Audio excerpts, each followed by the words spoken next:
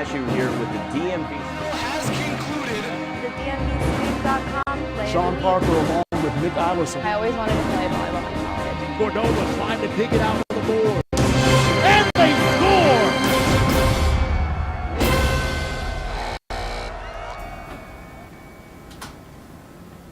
Hello and welcome into another edition of the Prep Zone here on DMVSTREAM.COM. I'm Jeremy Huber, back with you, joined today by Adam Ayalu of Vantage Hoops, talking a lot of basketball as we kind of move through the year. Of course, lots of other sports going on, but some big basketball goings on. We'll talk all about it on the show today. Plenty to get into as Adam joins me on the show. Adam, again, thank you for joining us. Thanks for having me, Jeremy. Appreciate it.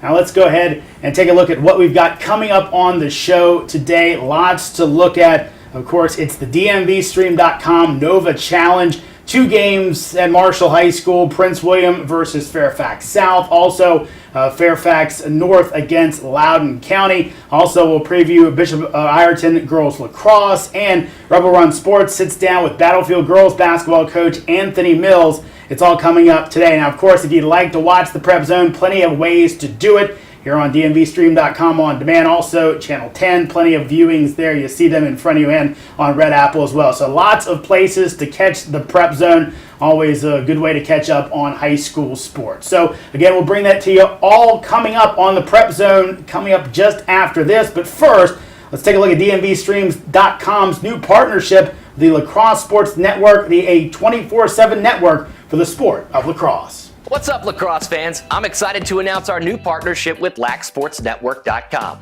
a 24-hour digital media network dedicated to covering the game of lacrosse, delivering thousands of hours of original programming, including live professional, collegiate, and amateur games. Now, those of you that already know about Synthesis Multimedia Productions and our platform at DMVStream.com, you know that our group has become the Mid-Atlantic's dominant force in providing live streaming of pro, college, and local high school sports. Now, in this new partnership with LacSportsNetwork.com, we'll be bringing you, the viewers, unprecedented live coverage of the Mid-Atlantic's most notable high school lacrosse programs, with matchups that include teams like Gonzaga, Georgetown Prep, Landon, Loyola Blakefield, McDonough, Boys Latin, Hill Academy, St. Paul's School, Culver, New Canaan, St. Stephen's St. Agnes, Collegiate School, and the Washington Catholic Athletic Conference Championship live from the University of Maryland.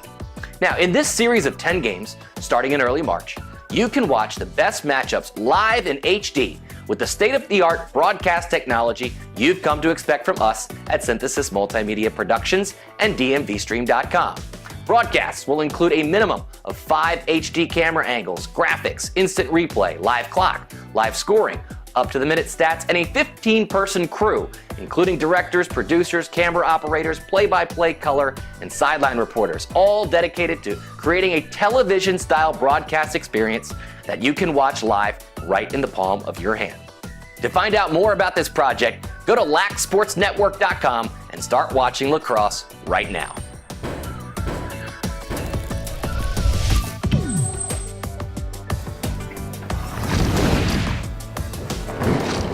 And welcome back into the Prep Zone here on DMVStream.com. Jeremy Huber, Adam Ayalu with you from Vantage Hoops. Adam, let's go ahead and get into it. Of course, the big event a few weeks back, it was the Nova Challenge, where some of the best basketball players in Northern Virginia faced off in 2 All-Star games and also dunk and three-point contests. And Adam, let's go ahead and start off with the dunk contest. You don't see a lot of these really when it comes down to it. You don't get to see a lot of kids getting a chance to perform in a dunk contest. Get us up to date on what happened. Yeah, you're right, Jeremy. You don't really get a chance to see a lot of kids compete in a dunk contest, and the Nova Challenge brought together that opportunity. They brought a bunch of kids from around the area to compete in a dunk contest. Jamel Howard, who actually made it to the finals, started it off.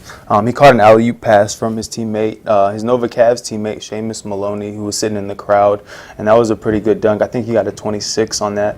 William Unterkoffler, who ended up being the champ, scored a 27 and a 30 in his first round for a total of 57, which was the highest score in the first round. Another kid who had a really good round was Kyle Copeland. He also competed in a three-point contest, which we'll talk about later. But he had a total of 52 points between his first 2 dunks in the first round. The perfect score would be a 30, so 52 is not bad out of a total of 60 points. Nate Schaefer, who's committed to Swarthmore University, showed some pretty good bounce up there. He caught some alley-oops, he did some pretty creative stuff, and he ended up with a first-round score of 50. But overall, William Unterkoffler ended up taking the whole title with an under-the-legs dunk, which was pretty exciting, and it caught the crowd by surprise, I think. Yeah, Unterkoffler really was impressive. Like I said, both of us were out there, and just the hops that he showed, it was great to see him. And Unterkoffler, again, a guy that had that perfect score. Actually, he had two perfect scores. Had one in the regulation round and one in the finals. Actually, he won it with that final dunk on the with the 30 that he got the perfect score. With a lot of judges out there, including our Junior Burrow was one of the judges there. Unterkoffler averages 22 points a game during the season for a Centerville team. Didn't have the best of years this year, but pretty good player. And also, he's a smart kid as well. He's a member of the National Honor Society. Let's go ahead and now take a look at the three-point contest, Adam, and a big group of three-point shooters in that contest. Yeah, there was plenty of kids that got a chance to get their skills shown on the three-point contest. The highest score of the first round was actually by Romaine Oakley of Hayfield. He scored 20 points. Another kid who really stood out in the first round was Jerry Carter, who ended up being the winner. Chase Barron, who was at home in Marshall High School, looked comfortable out there. I think he had 16 in the first round. The other kids who advanced to the second round were Hayes Britsky, Jarrell Barnes, Karan White, Daniel Ungerleider, and Kyle Copeland. Second round was a little bit more competitive, I think, overall. Ungerleider led everyone with 18 points, and then Karan White and Copeland each hit 15. Jerry Carter and Jarrell Barnes also advanced to the finals by scoring 14 points each. And then in the finals, Jerry Carter, who's actually committed to Mount Olive University, which is a D2 school, he scored 18 points and he won it. Another kid who played really well overall, he shot the ball particularly well, was Daniel Ungerleider. He finished in second place in the contest with 16. Interesting there. And, of course, Jerry Carter actually played in the All-Star game, which we'll get into in a bit, but actually had a really good game there. You mentioned going to Mount Olive. He had 14, 14, and 18 to get through, so kind of by the skin of his teeth made it into the final. And then, of course, when he did, he was pretty spectacular when he got there. And that was one of the things we talked about a little bit before we got underway, was the fact that so many kids in this, it kind of made it some extra obstacles when you thought about the fact not only did you have a lot of guys that had chances to shoot, but there was a lot of breaks in between, and a lot of times had to do 3 different rounds. Yeah, and a couple of players also had to play a game before the contest. Jerry Carter, who actually won the contest, actually played a game before and scored 23 points. So the fact that he was able to win the contest with probably tired legs was pretty impressive. And a couple guys even did both the dunk and the three-point contest. So a lot of guys were getting their money's worth out at Marshall in one heck of an event. Let's go ahead and take a look at the history of the 29 Diner, one of the sponsors of the Nova Challenge. I'm a local boy. I grew up in this area, moved into Fairfax County in '72, went to Laurel Ridge in Kings Park West, went to Robinson High School, went to George Mason University. So born and raised in this area, and everybody knows the 29 Diner. So had a veterans initiative, marching with 2 disabled veterans, looking for a location for them to do their award-winning barbecue out of. We stumbled across the 29 Diner. Wasn't the right mix for the veterans, but we moved forward with it as an organization. I feel the Lord put it in my hands, expects me to do great things with it for the community, for its history, for great quality food and taking care of the community. So we're excited.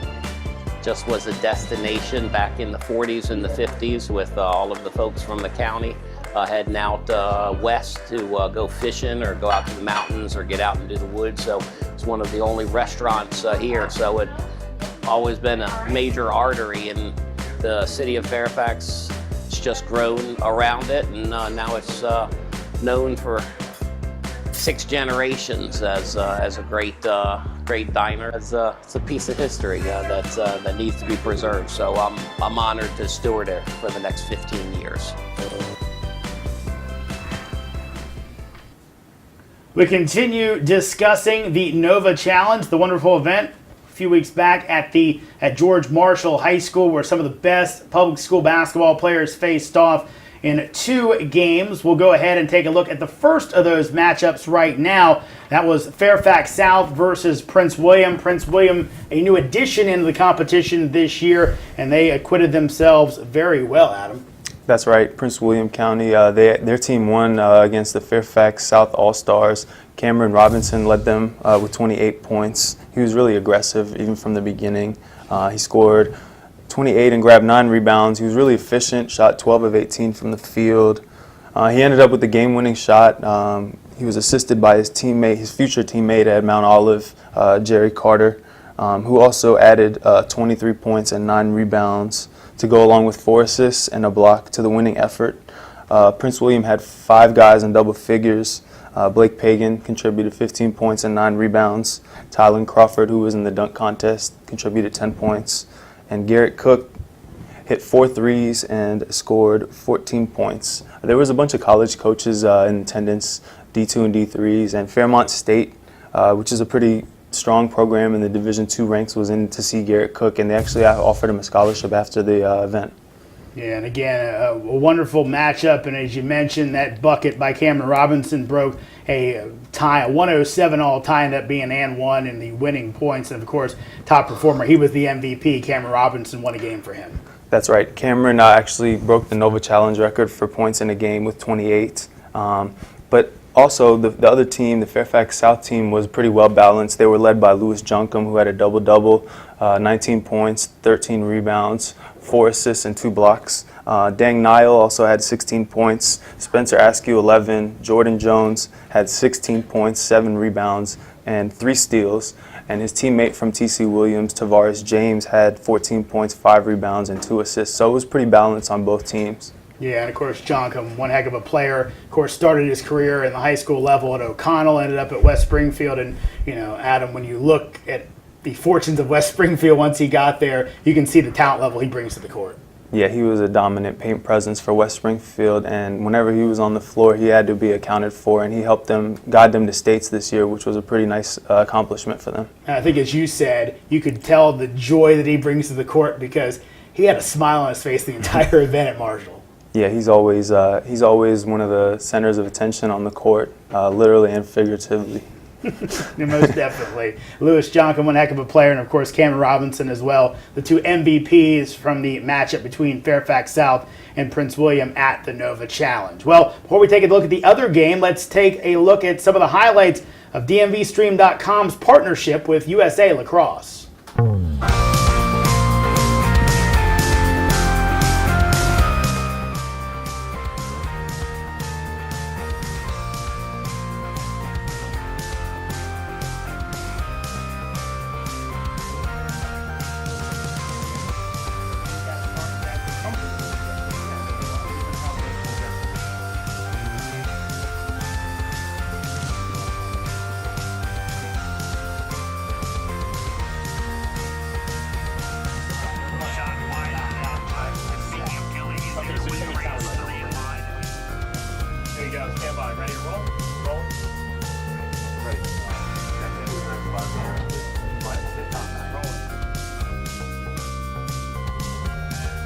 Okay, guys, so that's clear to watch number 1. We need number 3, Blue.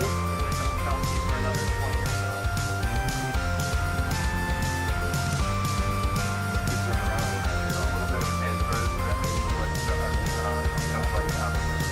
Ready?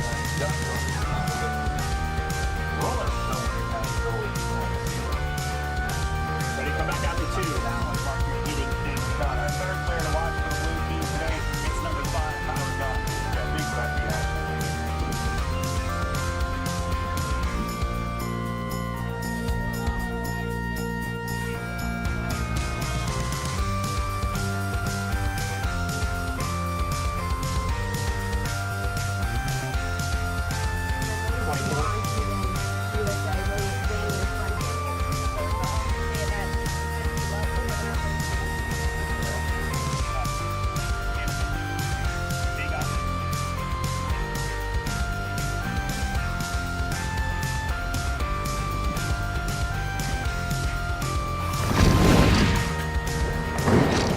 Now let's take a look at our second game from the Nova Challenge, Fairfax North versus Loudon. And the Fairfax squad, Adam, getting a comeback victory to score the win at Marshall. That's right, Fairfax North defeated Loudon. They were led by Blake Francis. He had 23 points, 6 rebounds, and 5 assists. He hit 5 3-pointers. They were also balanced. They led, Alex McNaughton chipped in with 17 points. He shot really efficient from the field. I think he hit 3 of 4 threes. He also had 3 assists, pretty unselfish play by him. And he was pretty impressive on the glass. He snagged down 4 rebounds. One of the standout performers defensively in particular was Nate Schaefer. He had 7 blocks, and he also had 10 points and 10 rebounds. Flirted with a triple-double there. He dished out a couple of assists as well, and he showed a really unselfish nature, which is really one of the best parts of his game, in my opinion. Another kid who really stood out for the Fairfax North team was William Unterkoffler, the kid who won the dunk contest. He had 12 points and 4 rebounds. Tavon Tarpley, who's committed to Marymount University, had 12 points, 3 rebounds, and 3 assists for Fairfax North. Let's go ahead and take a look at our players, our top performances from that matchup. Of course, 2 MVPs in the contest. On the Fairfax side of things, it was a guy who's had some great performances on the year, Blake Francis of Westfield. Right, Blake Francis won a state championship earlier this year, and he continued that momentum into the Nova Challenge. He scored 23 again, like we said. He hit 4 threes in the first half, got off to a really good start, and ended up with 5 threes in the game. The top performer for Loudoun County was Colin Jakimowski of Stonebridge, and he contributed 19 points and 5 rebounds. He shot pretty well from the field. He's 8 for 13 from the field. And another kid who stood out pretty well was Coin Dang, who's committed to VMI. He's a dual sport athlete, football and basketball. He had 16 points and 8 rebounds. Another football player who also plays basketball was Jaleel Robinson from Broad Run.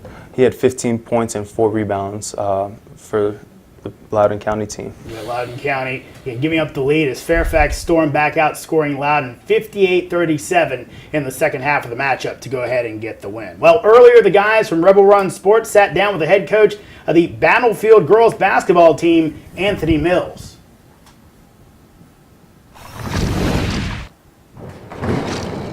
Welcome to another very special edition of the Prep Zone on DMV Stream. I'm John Moore, joined as always by Rob G. and Papa. We're Rebel Run Sports. Today we have a very special guest in the house, Coach Anthony Mills, Battlefield girls basketball. How y'all doing? Welcome to the studio. All right. Coach, great season. You guys got off to a blistering start. And then obviously if you don't win, it's a little disappointing at the end. Yeah. Kind of walk us through the season, how it went, things you were proud of. The season went very well. We finished 22-4. We started out great. I think we was on 11-0 entering the Christmas tournament. Lost our first one in the second round of the Christmas tournament. From there, we won all the way out until we lost to OP. We lost to OP in the conference game. Didn't lose again until the conference championship. And then we lost in the second round of the region. So overall, it was actually a fantastic season. With it being my 3rd year, we accomplished a lot. We had our first time in regionals, making it to the second round. It also was our first time us ever being a regular season champs since the school's been open. We set the best record in girls basketball at Battlefield with 22-4. So overall, I think the big thing we wanted to do was win the state. We didn't, but we did a lot this year, and I'm returning 10 girls from that 12-man roster that I had. So, overall, I think we had a fantastic year with a lot more to come. Well, you just said you were turning 10. Let's talk a little bit about your 2 seniors that you had graduating, Taylor Baltimore and Nikki Dyson. Talk a little bit about them this year and how much they meant to that team. They meant everything. They were there my first year. They were sophomores then. Taylor and Nikki, I just can't say Taylor and Nikki were the backbone of that team, right along with those juniors. The thing that I like about them is Taylor went out with an injury. Nikki was injured. And you may say, what is the good thing about that? That allows your younger girls to grow up. And with those injuries, that's what they did. That's what I think a lot of our success came from. But when they got the opportunity to get back on the court, They led with leadership, not just scoring on and off the court. They really made everything gel for us offensively and defensively. I think one of our stats that we were proud of is that we held teams to like 41 points a game. But that's because of their leadership, their energy, their effort, their talking, and all their communication. Coach, you see so many times during the signing day press conference, you see obviously the player who's signing to college, and you see their parents. Right. But what's the feeling from a coach? You know, like you played a huge role in her getting to where she got. Like, talk about that a little bit. I think the best thing, I think my number one goal was, and I tell my assistant coaches this all the time too, is we want to win, and that's why you're put on the given the coaching job is to win. But I judge my success off how many girls go to college. So that moment at the end of the year is huge. And I'll tell you a quick story. After we lost to Herndon in the regional semifinals, I mean not in the second round of the regionals. That I was down, the whole team was down, and that may be around, I want to say around 11:30, almost 12 o'clock. Taylor called me and said, "Coach, I got my first offer from Concord." Now, that doesn't replace the loss, Sure. but it makes you feel good. It kind of softens the blow. So it made me feel very good as a coach, and then it put everything back in perspective. Like, this is why you're doing it, to make sure that every kid that come across that plays, put on that Battlefield uniform, goes to the next level. So to be able to see her sign that paper, and then not only that, to know that she tore her Achilles in June, and to come back and then be able to get that offer and a full scholarship at that, I mean, that was my most proud moment so far at Battlefield. Awesome. Well, you were talking about their leadership. What are their best traits? What's Taylor's best trait as a leader on the court? I think she talks. She talks a lot, and she talks in practice. So it starts in practice. Her best thing is that she talks. She's all nonstop communication. She's putting girls in their place. She's making sure everybody's working hard.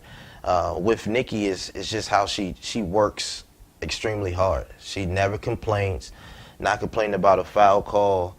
So that, right, to have your seniors being able to sit out here and do that, that means a lot, because now the younger girls are looking at them like, we're not worried about a phone. We're not worried about a foul call. We're just going to play basketball. So that leadership that they have is just fantastic, and we're going to miss that, but we have girls up and ready to step into that place. And I can tell you, and I'd say this, that the college coach that is getting Taylor and that is getting Nikki Dyson, they're going to have two fantastic girls. Well, since you said something about it, let's talk about those juniors. You got Marley McLaughlin coming back. Both the Harringtons are coming back. Aaliyah Moon's coming back. Aaliyah Moon's coming back. That's, and when I first got there, I got rid of some of the dead weight, like I was telling you guys. Just girls that wasn't really committed to basketball. And I went in there and I picked 5 freshmen to go along with, at the time, Misha Jones, Alicia Diggs, Taylor Baltimore, and Nikki Dyson. And to see those girls develop and become what they've become this year says a lot for the program, and says a lot with where we're going to go next year. Like I tell them, we can't go backwards. We have to go up. There's not a choice. But, you guys had the opportunity to see those girls play. I mean, they play extremely hard. They're going to mean a lot to us this year. Leah Moon did a fantastic job coming off the bench, and being able to accept that role is great. Knowing that, and I told her this at the banquet, like I put you in at the end of the game. I bring you in off the bench because I know you are one of the few that can come in the game and score 15. And to get 15 points coming off the bench, that's hard. The twins, they bring a lot of length to us. They're long, they're athletic, they rebound the ball very well. And then with Marley McLaughlin, she brings everything. She goes hard. If you guys have caught a game, you see her slapping the floor. She brings a lot of energy, and I think that gels very well, and that also sets an example for the sophomores that we have. So for them coming back next year is very important for us. That's going to set the tone for us from first day of practice, that they're going to be ready to go. They have the experience, so I'm hoping that the taste that we have left in our mouth from losing in the second round of regional lead them to do something even more better next year. Coach, the guys' side, Coach Bills, they had a successful year too. Uh-huh. Is there kind of a friendly rivalry involved with the coaches, or is there an encouragement from the girls and the guys when they're both doing so well as the season goes on? Do you see any of that? Yeah, well, me and Coach Bills talk a lot. We're always texting. I'll call them, and it's pushing one another. I know after we won our first round in the region, I walked by the bench and said, "It's your turn now. You know, you gotta get there, or if not, I'm gonna be going on my own." So we're always pushing one another. The thing that I like about him is, he's inviting the girls to come work out. I invite his boys to come work out because I need my girls to play versus tough competition. And then sometimes I can give a different perspective for his boys about the game of basketball. So it's a rival to be successful. And we, like I said, we texting, we calling, and it's just more of just we want to see each other do well, be successful. Well, talking about you played, now coaching girls. What's the biggest difference in the game for you as a player versus as a coach? The biggest difference when I came in was, and I'll say this is going back to when I started at Woodbridge High School as an assistant, is you want the kids to play like you, play as hard as you did, get after it, get on the floor, and you have to realize that you have to teach those kids that. It's just not going to happen. So I think it's the teaching part which was different. Now you realize why your head coach got on you. Why is he telling you to run? Why is he telling you to get back on defense? Why is he telling you to focus? So that was the biggest thing, is just the teaching and seeing if I can challenge them to play with a lot of energy and a lot of effort. That was the biggest thing. We hear a lot about what the players do in the off season to get better. As a coach, what do you do in the off season to get better? Are you studying other coaches? Are you? Soon as the season ends, and it's throughout the year too. With me, like you said, I'm going to clinics. I'm going to watch. I spend a lot of time in front of the TV, watching the NCAA, watching NBA. I spend a lot of time on YouTube because you can learn a lot on YouTube. It's all types of clips and coaching clinics. I try to get opportunity, if I have the opportunity to get out and go to maybe a few workouts that coaches may be having. But it's nonstop for me. If we're not working out, I'm trying to find some way to better not just myself, but also to better your program. Like I said, we coming off a 22-game win season. I'm expecting to do better, so I have to study. I have to figure out how I'm gonna push Marley, how I'm gonna push the twins, how I'm gonna push Aaliyah. So it's nonstop. I'll read about basketball. Anything basketball related. I'll try to get in front of anything. Book, a magazine, a computer, just to because you can never.